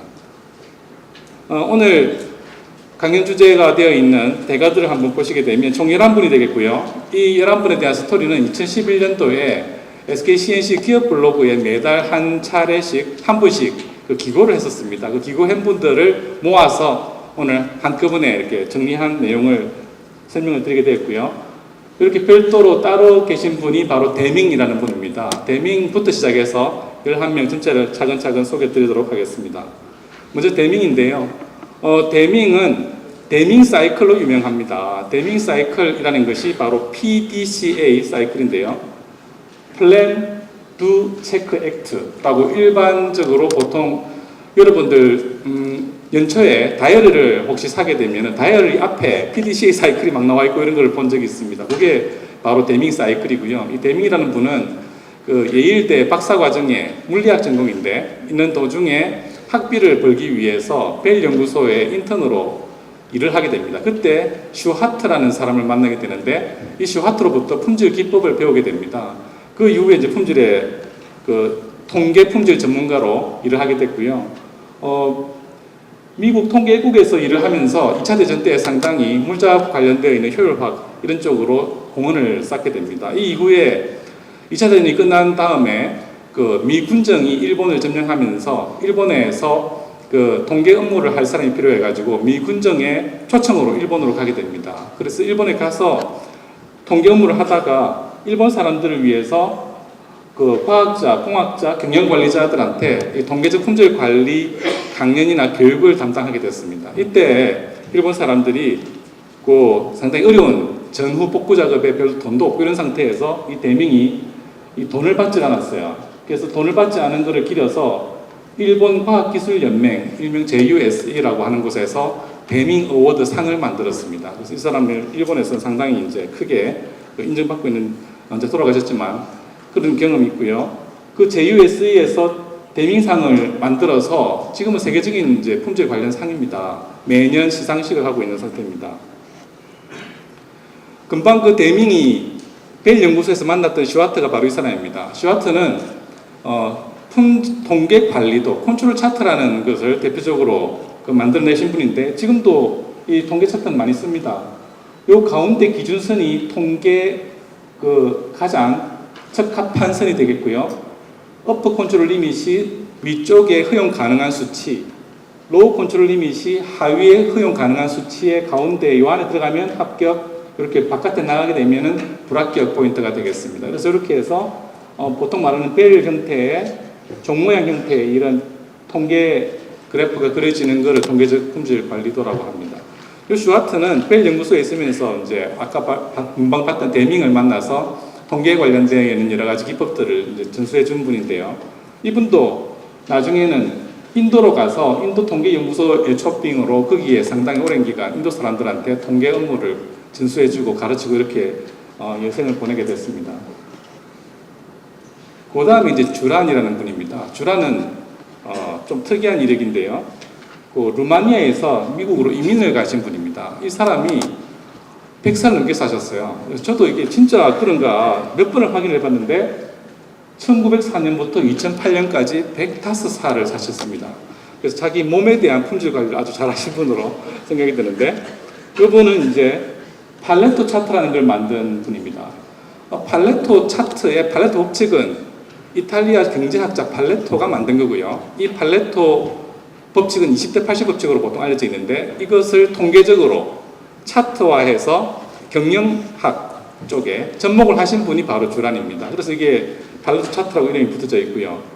이분도 마찬가지로 벨 연구소에서 슈와트를 만나서 이 통계 업무를 배우고 그다음에 컨트롤 차트에 대한 기법들을 실제 접목시키고 하는 일을 하다가 똑같이 데밍처럼 이제 데밍이 워낙 일본에서 히트를 치니까 일본 사람이 이 데밍 같은 그런 사람을 한 명 더 초청하고 싶다 해서 JUSE에서 직접 미군정을 끼지 않고 초청을 해서 이분이 일본으로 가서 이제 일을 하게 되는데요. 아까 그 데밍이 주로 제조 공정 과정의 통계 품질을 설명을 했다 그러면 이 주라는 경영학 쪽에 경영관리 쪽에 통계 업무를 접목하는 쪽으로 일본 내에서 많은 강연과 교육을 하게 됩니다. 그래서 이제 가족과 함께 일본으로 건너가서 꽤 오랫동안 일본 내에서 일을 하게 됐고요. 그 다음에 크로스비라는 분입니다. 이 크로스비가 그 책을 많이 쓴 걸로 유명합니다. 전체 13권의 품질 관련 책을 출간해서 모두 베스트셀러가 됐고요. 그 중에 특히 Quality is Free라는 유명한 책이 있습니다. 이 책을 통해서 그 유럽 쪽까지 일종의 붐을 일으키는 그런 역할을 하신 분이 되겠습니다. 제로 디펙트 운동으로 유명하고요. 제로 디펙트 운동이 그렇게 14개 공정 과정이 쭉 있습니다. 이런 걸 통해서 품질에 아주 제조뿐만 아니라 제조 전체를 이제 사람에 대한 부분, 그다음에 경영 전반에 걸쳐서 확대하는 부분으로 많은 공헌이 있으십니다. 크로스비는 좀 특이한 이력이 있는데요. 6.25 전쟁 때 위생병으로 우리나라에 온 적이 있었고 그 온 경험을 이제 이력이 있기 때문에 98년인가에 우리나라에도 왔었던 적이 있습니다. 와서 매일경제신문하고 인터뷰도 하고 그랬었던 것 같은 그 신문 기록이 있고요. 그렇게 오래 살지는 못하셨어요. 2001년도에 돌아가셨습니다. 이 그로스비는 원래 아버지가 발치료 의사라고 돼 있습니다. 그래서 고등학교를 마치고 발치료 의사로 일을 하다가 아마 자기 적성이 안 맞았나 봐요. 그래서 위생병으로 그 2차 대전 때에도 위생병으로 일했던 경험이 있는데 6.25 때도 위생병으로 가면서 아버지를 떠나게 됩니다. 그 이후에 이제 작은 전기회사에 입사를 해서 통계 업무, 품질 업무를 담당하게 되면서 이제 이게 내 적성에 맞다라고 아마 하신 것 같아요. 그래서 품질 통제 협회에 이제 일원이 되면서 여러 가지 국방 관련 소프트웨어나 그 미사일 이런 제조 공정 과정에 많은 업적을 쌓게 됩니다. 그 다음에 이제 마틴사에 가서 제로 디펙트 운동을 실제적으로 자기 스스로 방법대로 실제 구현을 하게 되고요. 그 다음에 통신회사, ITT라는 회사인데요. 거기 가서 이제 전사품질 담당자로도 일을 하게 됐습니다. 그 외에 이제 컨설팅 회사도 만들고 해서 상당히 품질 업무에 많은 활동을 하게 됐는데요. 이렇게 하나가 빠졌는데요. 이렇게 금방 앞서서 4명이 있는데 슈하트를 중심으로 해서 주란, 크로스비, 그 다음에 데밍 이 세 사람을 품질의 3대 선구자라고 보통 이야기를 하고 있습니다. 요 이후는 이제 또 다른 추가적으로 품질에 관련된 대가들이 탄생하게 되는데 바로 파이겐바움이라는 분입니다. 파이겐바움이 2011년 제가 이 글을 쓰고 나서 이 강연 때문에 다시 조사를 좀 현재 상태를 확인해 보니까 불과 얼마 전에 92세의 나이로 별세 한글로 그 위키피디아에 올라와 있어요. 그래서 보니까 그냥 연세가 많으셔서 돌아가신 걸로 되어 있고요. MIT에서 석사 박사를 하셨고 아메리칸 소사이티 포 퀄리티의 이런 회장을 역임하신 경험이 있습니다. 이분은 MIT에 박사 과정에 있으면서 여기 퀄리티 10개명이라고 되어 있는데요. 토탈 퀄리티 컨트롤에 대한 개념을 박사 과정 리포트로 하나 만든 것이 이제 평생 품질 활동을 일을 하게 된 계기가 됐다고 합니다. 제너럴 일렉트릭 제공정의 담당 품질 관리 임원으로 일을 했고요. 그 다음에 여러 가지 파이겐바움의 품질에 대한 정의 등등 그 많은 학술적인 저술을 그다음에 강연을 많이 하신 분입니다. 지금까지는 이제 미국 사람인데 이제 일본 사람이 나옵니다. 아까 데밍과 주란이 일본에서 상당히 많은 활동을 한 이후에 일본 사람들이 이 제조공정 과정에서 세계적인 품질로 성장하게 됩니다. 대표적인 사람이 이시가와입니다. 이시가와는 바로 그 도쿄대 교수를 재직하신 분인데 JUSE 아까 보셨죠? 일본 과학기술연맹에서 품질통제분과 소속으로 주란과 그 다음에 데밍의 여러 가지 강연 저술을 일본말로 번역하는 일을 상당히 오랫동안 많은 일을 했다고 합니다. 거기서 이제 데밍상을 또 수상하게 되고요. 데밍 사이클을 확장해서 이시가와 사이클이라고 좀 더 모델을 사이클을 좀 더 정교화하는 작업도 했다고 합니다. 그 다음에 이제 품질 분임조 개념을 도입하고 그 다음에 저서도 있습니다. 특히 가이드 투 퀄리티 컨트롤이라는 저서는 거꾸로 미국 기업의 그 품질 관련되어 있는 그 매뉴얼로서 교과서로서도 활용되고 있는 걸로 유명합니다. 이 이시가와는 이시가와 다이아그램 혹은 어골도라고 부르는 바로 이 그림인데요. 요게 이제 Cause and Effect 다이어그램이라고도 합니다. 어떤 디펙트가 발생하게 되면 이 디펙트의 원인을 6개의 범주로서 이렇게 여러 가지 가지를 쳐나가면서 그걸 계속 지속적인 그 물음을 해나갑니다. 왜 그럴까에 대해서. 그래서 가장 근본적인 원인을 찾는 이런 형태의 다이어그램으로 유명합니다. 이 이시가와 이후에 또 일본의 그 다쿠치 게니치라는 유명한 또 품질의 전문가가 탄생하게 되는데요. 이 다쿠치 게니치는 가업인 기모노 사업을 잇기 위해서 기류기술대학의 섬유공학을 전공했습니다. 처음에는 그렇게 이제 섬유공학을 전공하고 자기 아마 기모노 이런 옷을 만드는 그런 가업이었나 봐요. 그걸 이제 이해받으려고 했는데 2차 대전이 터져가지고 기상 관측 부스에서 근무하다가 통계연구소에 이제 들어가게 됩니다. 종전 이후에는. 그래서 일본 보건복지부 통계연구소에서 일본의 미수야마라는 통계학자를 만나게 되는데요. 이 미수야마가 데밍 제1회 데밍상 수상자이기도 합니다. 이 사람한테서 이제 통계 품질에 관련되어 있는 아주 기초적인 지식뿐만 아니라 어떻게 보면은 도제 형태의 교육을 받게 됩니다. 이 이후에 이제 NTT로 가서 NTT의 그 품질 관리 업무를 하게 됩니다. 이 NTT에서 품질 관리를 업무를 하면서 미국 벨 연구소와의 교환기 생산 경쟁을 붙이게 됩니다. 서로 간 NTT가 먼저 개발할 거냐, 벨이 먼저 할 거냐. 그래서 일본이 이제 드디어 미국과 경쟁을 할 수 있는 수준으로 올라가는 대표적인 사람이 되겠고요. 이 NTT와의 그 벨 연구소하고의 경쟁 관계가 미국 쪽에도 이 다구치 게니츠를 유명하게 만든 사건이 되겠습니다. 그 이후에 이제 다구치 기법 개발에서 60년도에 대밍상을 수상하게 되고요. 그 다음에 1962년도에 좀 시간이 지난 다음에 규슈 대학의 박사학위를 받고 프린스턴 대학을 방문하게 되는데 이때 벨 연구소를 방문하게 돼요. 그래서 당신이 그 유명한 다구치 게니치군요. 해서 이제 벨 연구소에 상당히 환영을 받았다고 합니다. 그 이후에 이제 아오야마 가쿠인 대학에서 교수로도 일을 하고요. 이 벨 연구소 재방문을 했을 때 다구치 기법에 대한 일반적인 반응뿐만 아니라 이 이후에 포드 자동차의 또 품질 관리 임원으로도 다시 임명이 되게 됩니다.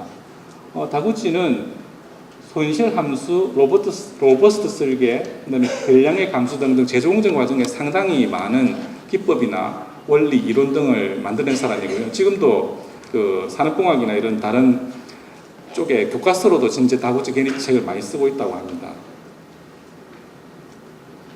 그 다음에 이제 아카오 요지라는 분인데요. 아카오 요지는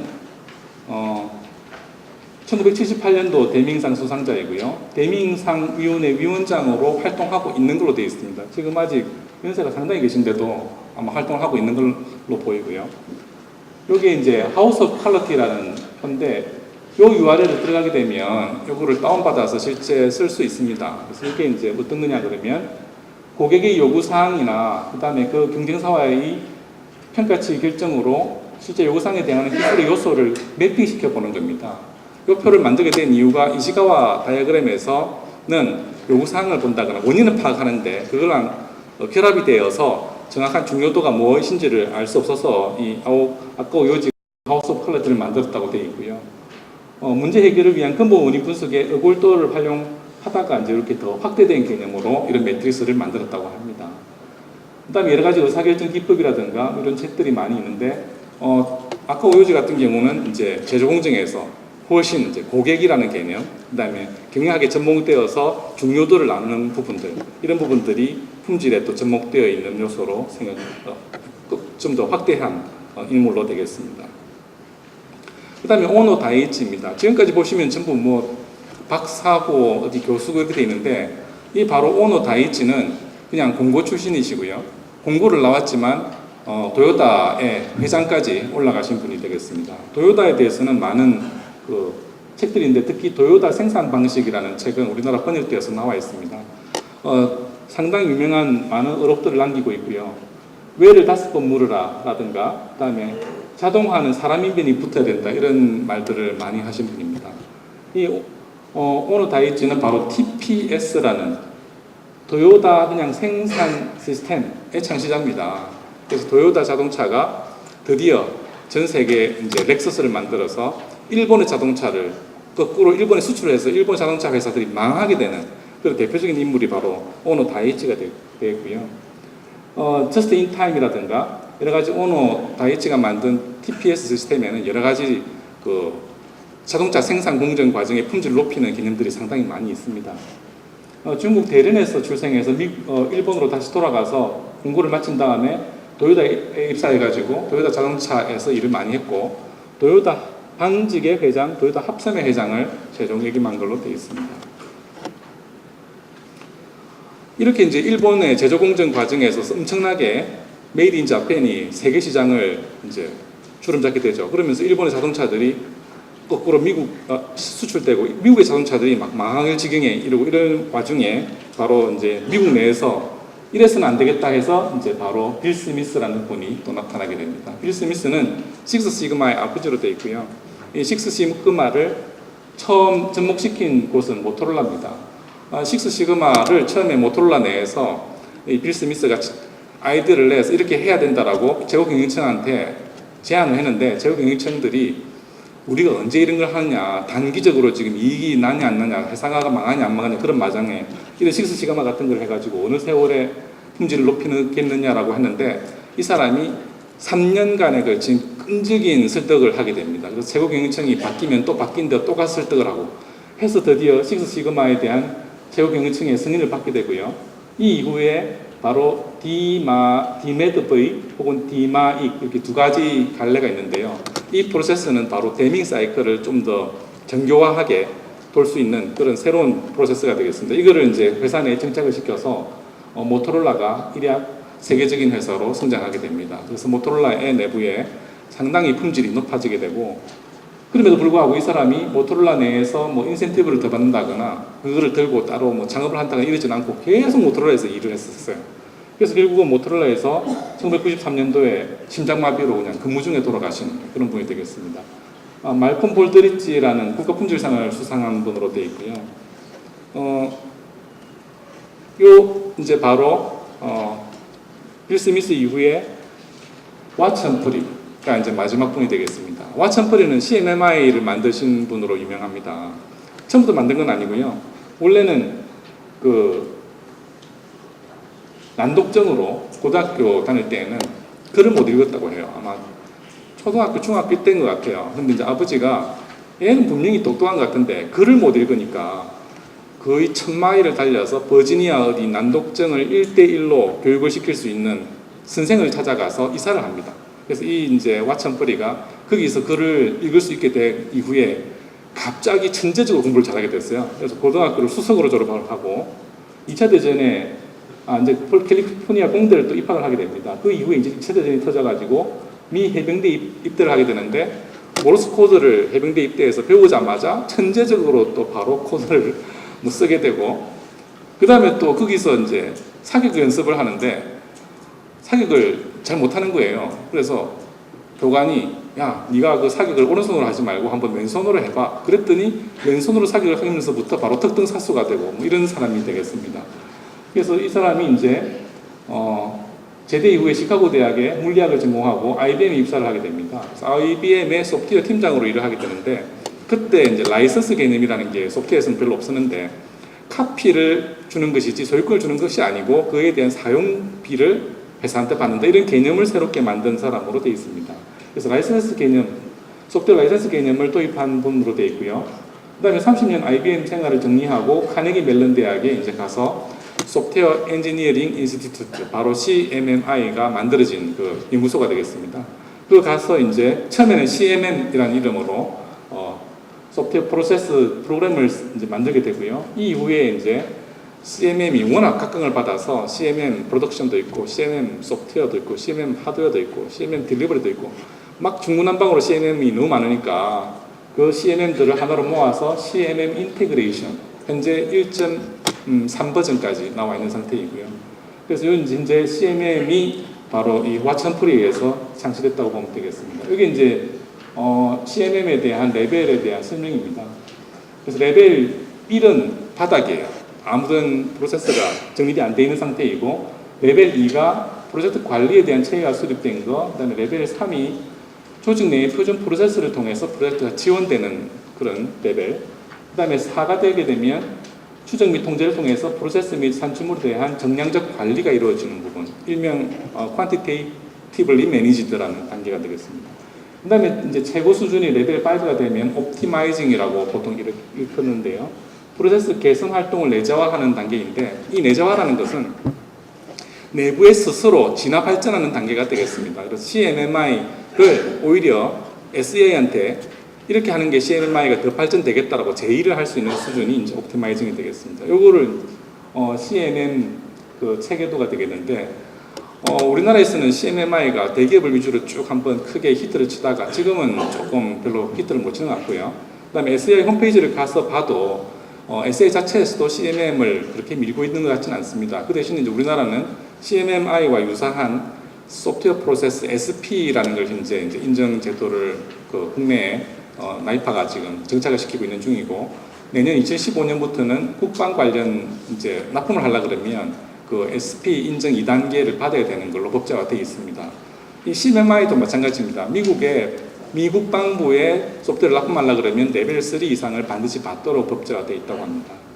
여기까지가 이제 제가 품질 열전. 이 열전이라는 것이 인물 중심으로 역사를 한번 쭉 훑어보는 게 열전이거든요. 사마천의 사기 열전을 보게 되면 사기는 시대 순으로, 열전은 인물 순으로 이렇게 역사를 기술합니다.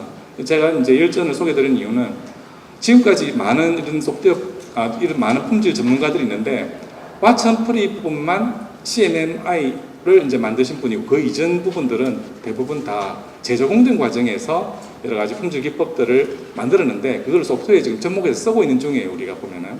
그래서 여러 가지 기법들이 나와 있지만 딱히 우리 새로운 소프트웨어를 더 미래지향적으로 만들려 그러면 이런 분들이 만든 그 이상으로 우리 나름대로 새로운 소프트웨어 기법이라든가 새로운 창의적인 방법들이 많이 필요합니다.